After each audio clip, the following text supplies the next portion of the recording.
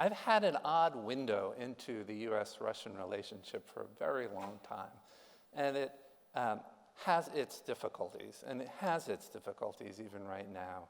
It's no secret we have different ideas, very serious problems over many issues.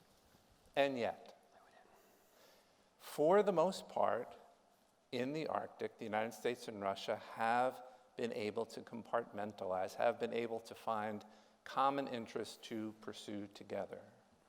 The 3 binding agreements that have come through the Arctic Council process have been co-led in each instance by the United States and Russia together. My colleague Anton Vasilyev, sitting right there, he and I co-chaired 2 of those task forces. My friend Evan Bloom and Vladimir Barbin together co-chaired the one that produced the science agreement.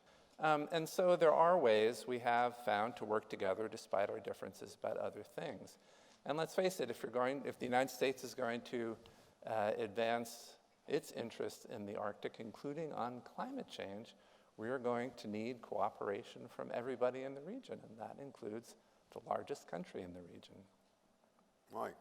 I would add to David's point here is that as the United States and Russia look for opportunities to cooperate, however difficult that may be, the Arctic provides the landscape to do that. And I would argue that one of the most powerful cooperative, maybe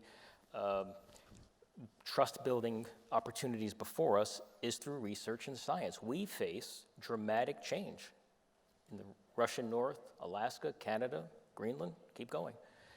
And together, scientific cooperation is not only good for policy, but it's essential to every one of us in this room.